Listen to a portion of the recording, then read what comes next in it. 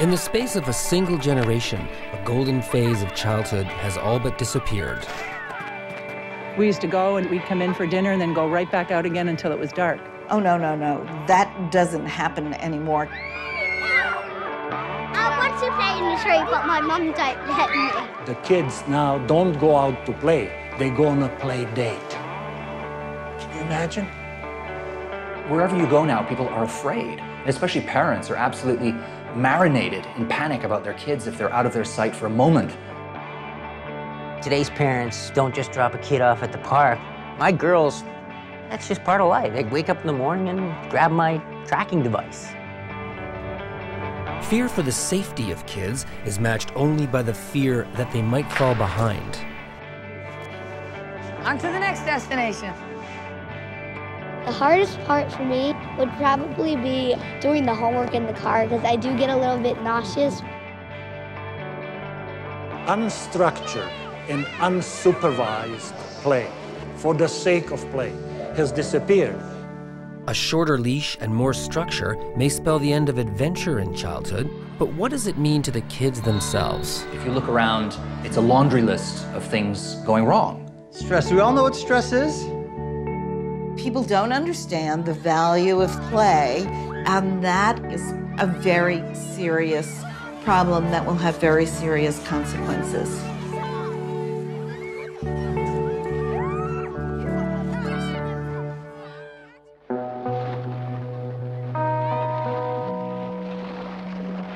Most of us born before the mid-1980s remember a much different childhood than the one being played out today. What I remember about play as a boy was freedom and space and being outdoors. You know, I got kicked out of the house in the morning by my mom, and I was out all morning until lunchtime. She'd call out and we'd go back for lunch, she'd go out, she'd come back for dinner, and we spent a lot of our time as children just on our own. Streets that once hummed with the sounds of kids playing road hockey or skipping on the sidewalk are now eerily quiet.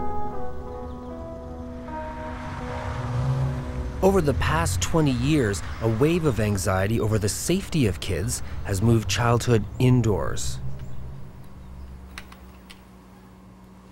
You listen to the news, you read the newspaper, there's something that has happened to a child. Either in the playground, in the child's house, around the child's environment. It's like you don't feel safe anywhere.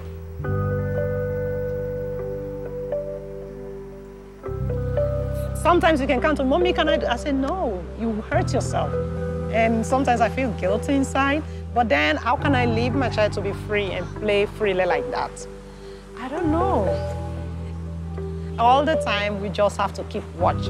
Keep your eyes open, watch out for your kid, make sure they're around where you can see them.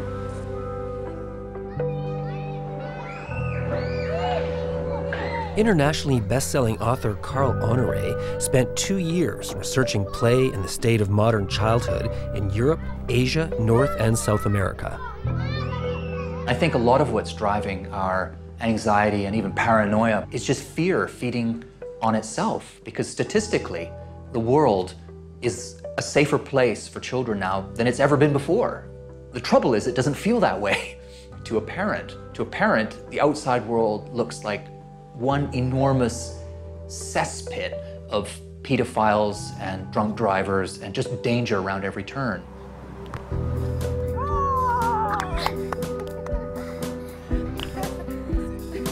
You're the best bowler. No, like only me. Let's shame, kick, throw. In New York City, one of the top American experts on the subject of play and child development is Hera Estroff Moreno.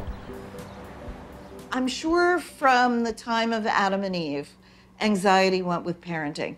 But the difference now is that parents really feel free to expose the children to their own anxieties and to kind of act them out.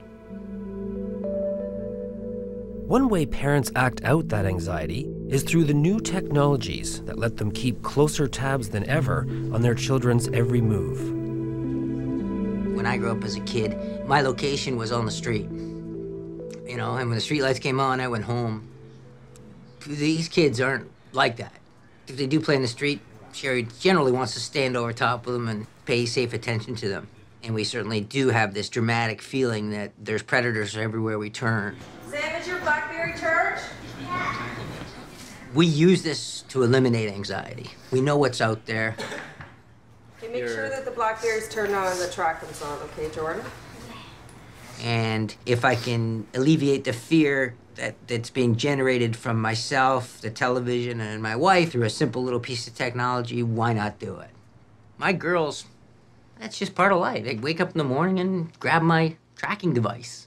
All right, let's go. See ya. Have a good day.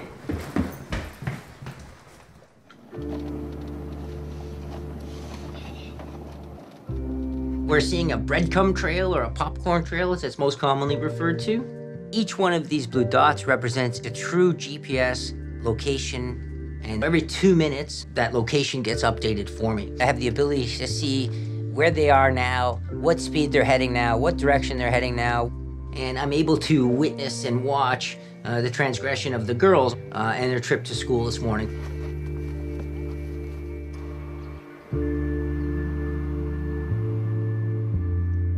What we have here now is what we call a geofence. It's just an invisible gate or a boundary that we've created. So we have the ability to monitor entries and exits, similar to that of an invisible dog fence type scenario. The device recognizes it's crossed that invisible line. It then does an instantaneous report back to us and will show up as an email or as an SMS message, so we can actually see that they're at that bus stop. The old expression of call me when you get there, we don't need that anymore. We know she's there. What you have is an instrument by which parents maintain total control over their children and their movements.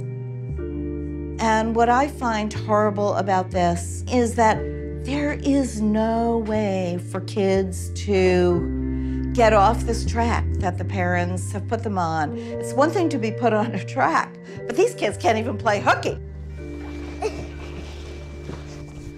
Today's parents, myself included, don't just drop a kid off at the park without checking twice, thinking twice, debating whether or not we even want to leave that park because we know too much. We know there are predators in that park.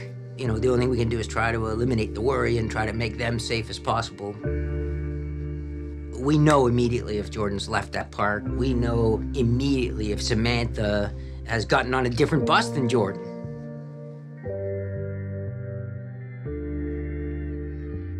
I think that this is really dangerous, to outsource trust to a device and not let the trust grow between parent and child, because that's really the foundation of trust in the entire society. If you can't trust your kids, and if the kids can't trust other people, excuse me, how are they going to build a society that's based on trust?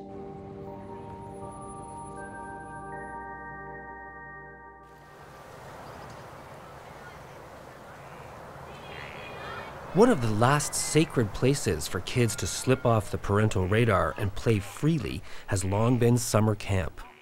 But today, even here, hundreds of miles from home, every move is captured, edited, and transmitted daily for the scrutiny of anxious parents.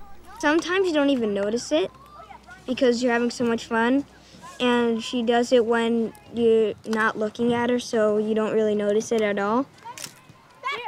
At camps like this one, it's the photographer's job not just to provide parents a window on the camp experience, but to make sure they like what they see. The camera girl, she's really cool, and she always takes pictures of the good stuff when you're happy and stuff.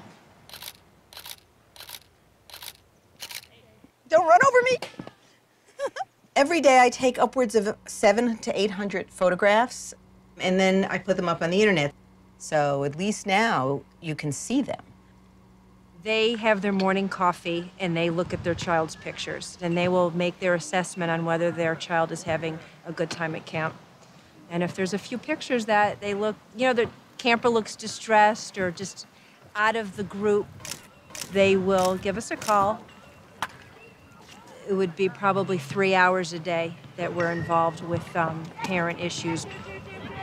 They do get anxious if they see their child not smiling. They do get anxious if they don't see their child for a few days, especially once the kid arrives. So like if a child arrives on a Friday, if they haven't seen a picture of their child by Sunday, they're hysterical. Are they there? They'll say to me, are they there? Like, they're here. Well, I think it's really sad that kids don't have the opportunity to play freely now. Camp cameras and GPS tracking systems aren't the only new initiatives aimed at keeping tabs on kids. Daycare centers and nursery schools are installing webcams so parents can view real-time footage of their toddlers from anywhere. In Toronto, some primary schools have made it policy that under 12s cannot walk to or from school on their own. I think with all of this sound and fury that surrounds modern childhood now, something has been lost. And that is the simple, magical, soaring pleasure of being a child at play. Because that has been almost edited out of the modern experience. We see free play now and we regard it as either dangerous or we see it as a waste of time because it can't be measured. This is not nostalgia. This is not a desire for some glorious childhood past. People don't understand the value of play, and that is a very serious problem that will have very serious consequences.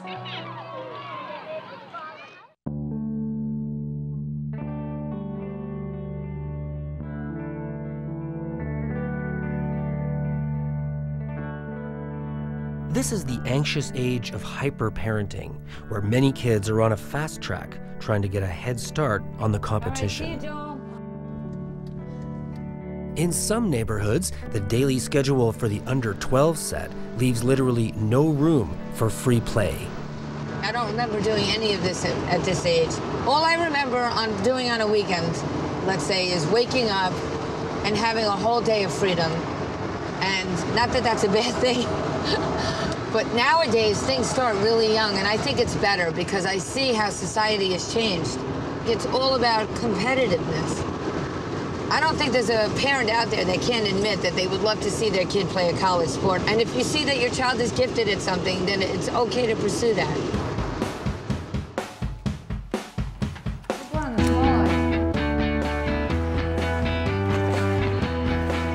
Hyperparenting is really good parenting run amok, in the sense that it starts from the very noble and natural instinct, which is to do the best for our children. But over the last generation, that impulse has morphed into something extreme. As parents now, we feel under pressure to push, polish, and protect our kids with superhuman zeal, to give them the best of everything and make them at the same time the best at everything. Okay. Go in the bathroom, I'll knock on the door. There's nothing wrong with extracurricular activities. In fact, they can be wonderful. On to the next destination. The trouble is that many kids are just getting too much of it. Monday, I have a hockey clinic, then Tuesday, I have hockey practice. Wednesday, I have soccer practice. Thursday, I have hockey practice again. Then Friday, I have soccer practice. Then Saturday, hockey game, baseball game, or soccer game. And then Sunday, same thing. The hardest part for me would probably be doing the homework in the car, because I do get a little bit nauseous, but I just close my eyes for a couple minutes and keep working. So much play for children now is watched over, supervised, structured, spoon-fed by adults, that kids aren't given that time and space just to play on their own. Sport parenting. Where is the red hoodie? Wait, I have a red hoodie. Joel, where's the red hoodie that I pulled out?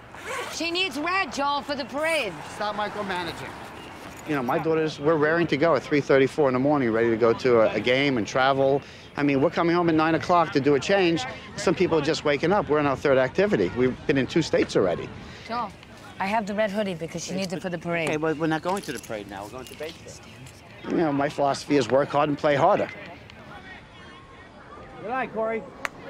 They did a study that a lot of kids, especially women, that played sports, team sports through college or through high school, have become very successful people. They interviewed some of the top CEO women in the country of the United States, and most of these women had played some type of sport in college or high school, organized sport. Beautiful. Leaving, let's go. The toughest part is like sometimes you don't have no break between. Sometimes it's really hard to do that, having no break between sports. All right, you ready? It's on the other side. Tie to perfection. Ow. Sid, keep your head up. I love you. Have the best game ever. Always know you can always outdo yourself. Come on! Shoot it! Shoot it, Gavin! Good. No. Come on!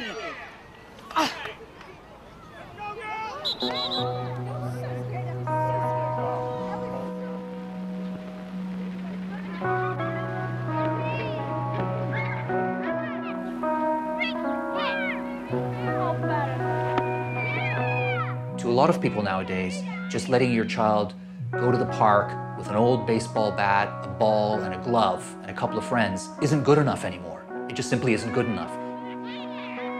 He's got to be in a baseball clinic with a certified coach and a brand new bat, and a brand new ball, and a brand new glove, and a uniform.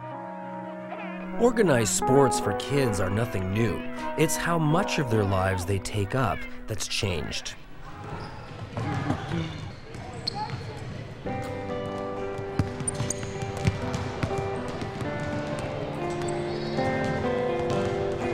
Free play for most children has disappeared. But what does that matter to the kids themselves? Are they really missing anything by not playing the old-fashioned way? We've got a job to do today, guys. We win this, we move on to the quarterfinals, right? In here. 1, 2, 3. Team! What up? That's the attack! Defense! Back up! Turn! Back here! It's that idea that sport builds character, positive character. Many people buy into that. The truth is, sport has the potential to build character. You guys, come on in! Elaine Rackman has made a career charting the conduct of coaches, spectators, and players in organized sports for kids. Generally, I think what happens is you see kids that are not engaged. They don't have to think for themselves. I've gone in and done workshops with groups of kids that unless you give them step-by-step instructions on how to do something, they just sit around because they haven't been told what to do. It's like they have no initiative. They don't have that creative impulse. They have no problem-solving skills. They don't even talk to each other. They just sit around and wait for someone else, an adult, to tell them what to do. Bill Fowler spent 33 years teaching play studies at McMaster University. You don't want to eliminate structure because it's a gauge for them as to what they are. But we have to get away from this role playing that it constantly goes on in structured sport even. Like you'll notice it with these kids, they have a role to play. And they're put in that role by a coach for an obvious reasons. It's going to help the competitive side of things, that if he is not touching the ball very much, there's a reason for it. He's been excluded because he doesn't do it all that well.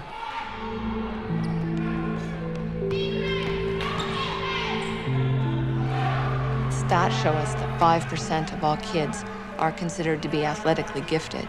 The problem is that our system right now is set up to serve that 5%.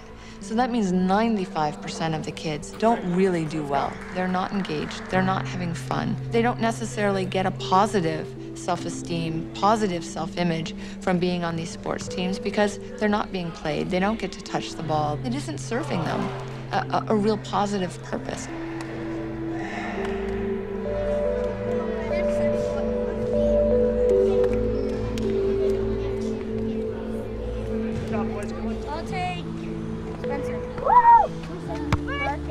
Structured play may have its critics, but what is so special about its alternative? A Ironically, what we once thought of as wasted time, free, unstructured play, turns out to be nothing less than nature's way of making sure kids learn. What do kids get out of free time? They learn cooperation, they learn communication, they learn how to be creative problem solvers, they learn conflict resolution. 2 people get to stop, I'll be off first. Interpersonal skills, social skills, that's emotional intelligence. That's how those skills are learned. Oh yeah, we'll do 5. If there are always parents there managing that and guiding that interaction, those kids never learn how to do that themselves.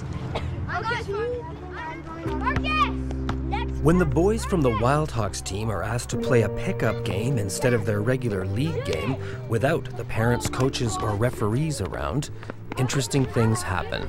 What fascinated me the most is that the kids that really shone out here were not the kids that were picked as real leaders in the formal competitive environment. And that to me is really, really important. The kids that were real leaders out here, they were taking risks. They were having fun because they don't really get to do that in the other environment. Because if they make a mistake, I mean, you've got bleachers full of fans, spectators, adults that are going to yell and scream at them. So why would you take a risk? The suburban kids are so used to this structure in their life. You know, we're here at this time, we have to do it this way. Locus of control has been lost. The kid never understands that he's in control of his life. It gives them that freedom to be essentially who they think they are. And we're not judging it. And that's huge. In a single generation, structured play has eclipsed the centuries-old tradition of free play among kids. But now, a growing body of research on play and child development points to a consensus that structured play on its own is not enough. Kids learn a lot during play, but as soon as an activity has a definitive goal and structure, and let alone monitoring and supervision, it's not play. Don Fulgosi is an evolutionary psychologist in Toronto. He argues that play fulfills a vital role in our development as a species. Evolutionarily speaking, play is at least tens of millions of years old, maybe a billion years. When we find a behavior that is ubiquitous, that is universal, that appears spontaneously in all the children, in all the cultures, all the human groups, and when there is an energy expenditure associated with it, there are certain dangers and risks associated with it. That type of behavior then must have some adaptational value. Kids learn about the world of objects. And then there is social play, where kids learn about other kids, how they behave, how they should behave, how they should treat other kids. Make-believe play may be crucial to how we develop the whole concept of other people's minds, their intentions and their beliefs. But what happens when kids play freely is hard to measure and therefore easy to dismiss. Although studies have linked it to everything from literacy and creativity to social conduct and mental health, much of that research, critics argue, is not definitive because it's been based simply on watching kids play.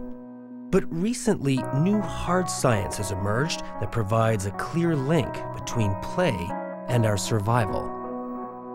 Survival is really all about adaptability, and that's what play is. Play makes you nimble and adaptable, and that really is the biggest survival skill of all.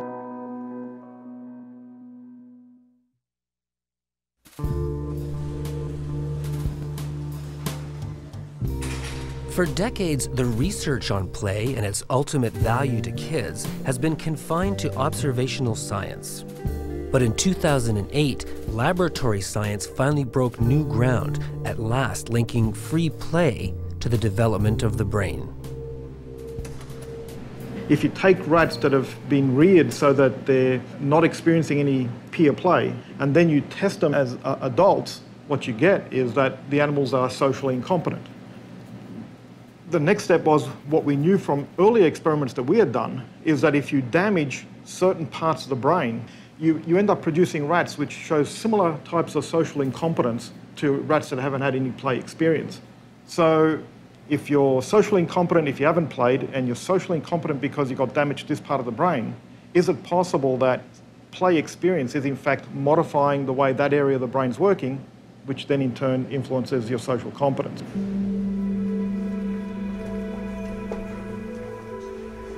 Pellis and his colleagues set up an experiment to see if that social incompetence, stress, anxiety, and emotional imbalance was somehow linked to play. He created two groups, one made up exclusively of young animals with lots of time for play, and another where adults were present with therefore less chance to play freely.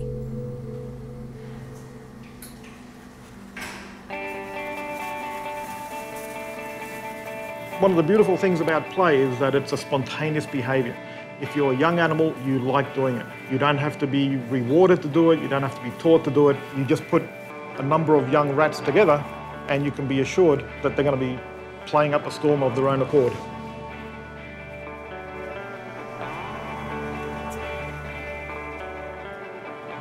When you open up a skull of any mammal, including a human, the majority of what you see is the cortex. And this is the most evolved, advanced part of the mammalian brain. The most frontal part of that frontal cortex, called the prefrontal cortex, is particularly related to social behavior. So people that have got damage in this area show poor social judgment, they show inappropriate social behavior, and so on. We felt that if any part of the brain is going to be affected by this differing social experience early on, it's got to be there. And so that's what led us to look at this particular part of the brain. These are the cells from the two groups of animals that we were looking at. This is from the play-deprived group, so the juvenile just raised with the adult, and this is from the 4 juveniles together. If we compare these two cells, there's this and this that really stand out as different. This is way more complex. There's more branches, more overlap. What shows up in the Pellis experiment very clearly is that play leads directly to the maturation of the brain. The animals that are getting the chance to play when they're younger have to process more information, and so they need more connections across those areas. Right, it's getting information from more sources. If it's getting more information, it's got a better basis for making a decision as to what to do about a situation. And so this may account for why rats that have played as juveniles are just that much better at dealing with uncertainty in life. Because there's very little difference, biologically speaking, between a rat's brain and our own, what's true for rats is very likely true for humans too. In fact, the signs of play deprivation are already showing up. In record numbers, little kids with hectic lives and very little access to free play are winding up in therapy, complaining of stress, anxiety, and depression. Stress. Do we all know what stress is? Yeah. What do you think stress is? Stress is when, like, you're doing lots of work and you're tired of doing it. Who has too much stuff to do? Tell me a story. Tell me your story about having too much to do. Last year, I only got to rest 1 day a week. Most days I have to do riding. It's like every day. Even on the weekends, I don't get to rest.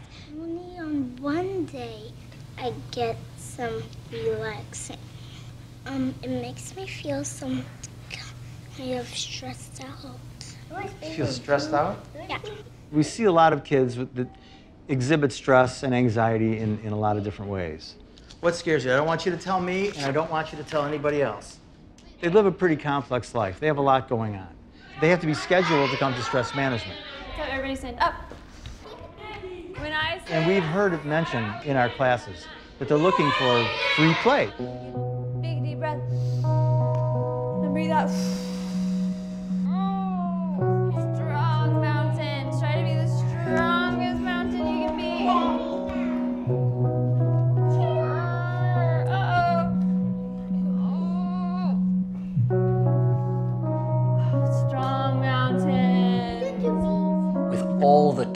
money, and energy that we're plowing into our children, we should be witnessing the emergence of the happiest, healthiest, most intelligent and creative and best adjusted kids the world has ever seen, but that's just not what's happening out there. And if you look around, you know, it's a laundry list of things going wrong.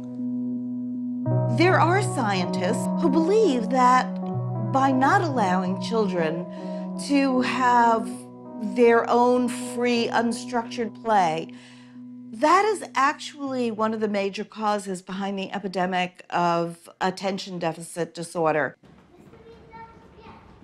And it may be, as with all development, that there are windows of opportunity for different things to happen. So if by age 6, children have not been allowed to play, it may be that some way the brain is wired can never be made up.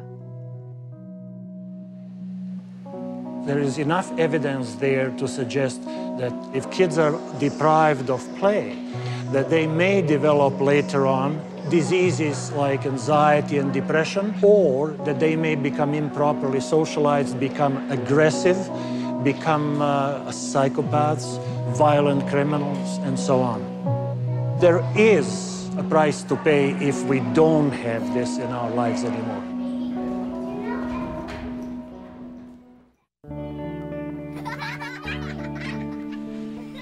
No one expects a return to the good old days when kids played outside on their own and came home when the lights went on. Yet the image of play as just a waste of time may finally be primed for a major rethink.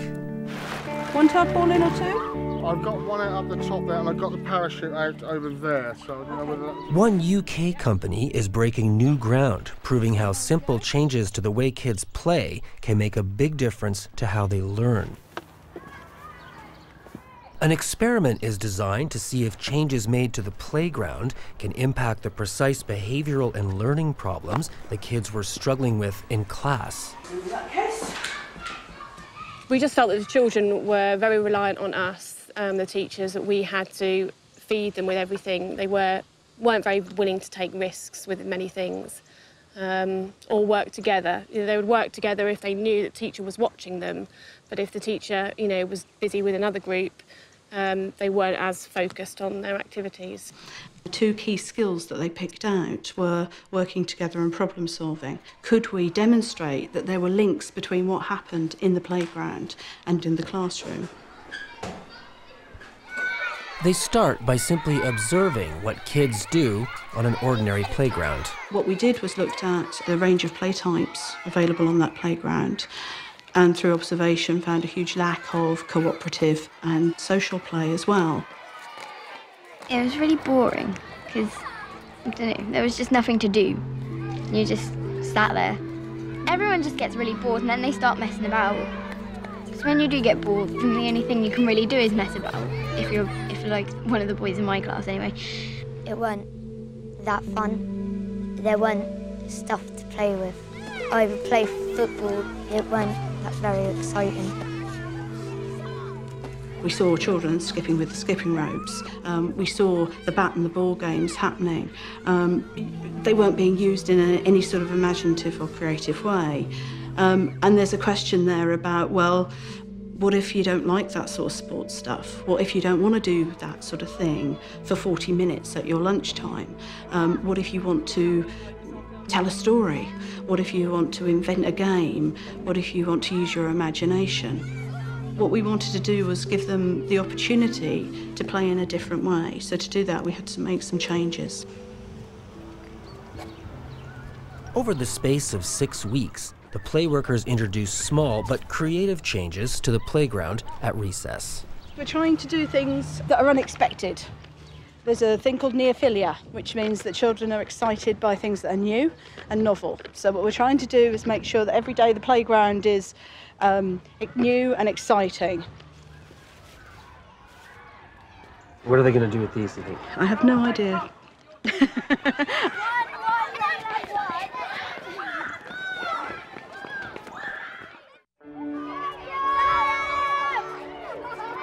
It's been 6 weeks since a new play culture was introduced to the kids at St. William's School in Norwich. This is really fun to see what we can do play with different things, because these are new things. Loose parts have high play value. You know, if you give a child a cardboard box with a present in it, what do they get most play out of? The cardboard box. It sparks children's creativity, it sparks their imagination, it makes them think in lots of different directions. So in terms of links to the children's problem-solving skills, then loose parts are the way we've gone to see if we can have an impact on those skills. I was imaginative anyway, but I think it's helped even more to make me be even more creative and like more. I socialised a lot more because you have to share things, and like everyone like wants some of the equipment because it's all really good equipment, and there's not like loads of it. So you do learn to play and interact with different people. You learn to negotiate. Yeah, negotiate. You learn to negotiate more and like compromise. A couple of us made a friendship wall. We made up a friendship wall on the climbing wall, and we put loads of stuff that represented us, as in like what type of people we are. With some new equipment comes risk. There is more chance of increased physical risk and also emotional risk. Many children in my group weren't very willing to take risks, would only tend to put their hands up if they knew for certain that they had the answer right. They didn't feel comfortable, many of them, to just have a go, and if they were wrong, it didn't matter. Children have to be able to try out those things in play. So in the playground, for example, my boy, I've been used to playing football for the last goodness knows how many years, and all of a sudden I'm walking around with a flower pot on my head and a walking stick. Now, can I take that risk? Is that okay to do that? Am I going to be made to look silly? Are my mates going to laugh at me and nobody's going to talk to me forever? Certainly on the playground, we're seeing children with a lot more flexibility, with a lot more inventiveness, a lot more creativeness, and a lot less permission seeking. And that's making a difference in how they actually work together in the classroom. A minor playground makeover has paid major dividends in the classroom in less than 2 months. The project gets extended in the hopes of even more improvement over time. They've become more independent, being able to work together in a group much more, being able to resolve difficulties when they arise between themselves rather than have to come to the teacher to ask for help. I think it's helped in the classroom. Everyone's, I wouldn't say smarter, but everyone's a lot more awake, listening and concentrating a lot more. It's a lot more better by miles. Building on what happened here, researchers are now linking the benefits of play not just to the classroom, but to the economy as well.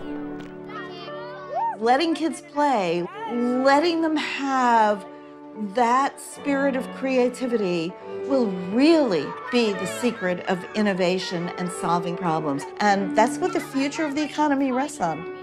What you really want are people who know how to take risks and know how to solve problems and aren't afraid to face uncertainty. This is all about uncertainty.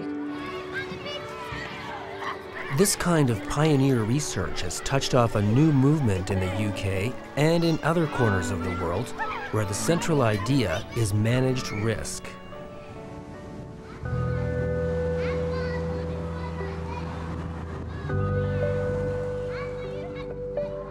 Are you guys allowed to play in the street? I want to play in the street, but my mum don't let me. My mum, she's one of those mums. She won't even let.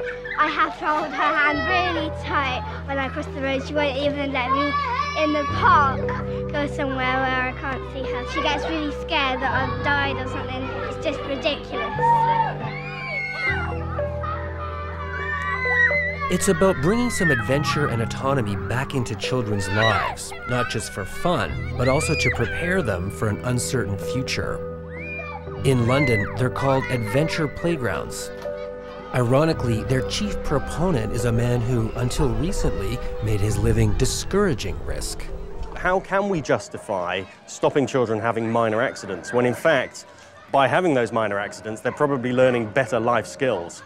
If we put in risky, challenging, say, climbing structures, they may fail to comply with standards. They may be a little bit adventurous. Then the children get the risk, they get the exposure to risk, and they get the sense of being able to assess the risk for themselves. If we don't give them that ability to challenge themselves and to test their ability to balance, they will simply find that risk and that challenge elsewhere. And the elsewhere, because it is inevitably an unmanaged setting, the risk is far greater. I've been to loads of playgrounds in my life, but I'd probably say that this was kind of like out of 100 points. This is the best park ever.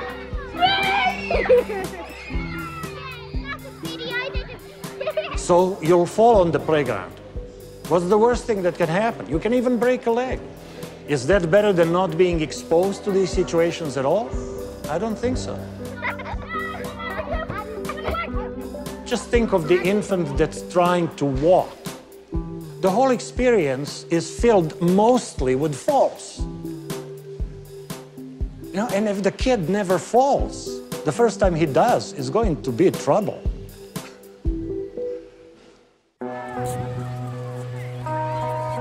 There are those mavericks out there willing to take a stand against the tyranny of the timetable and let kids play freely.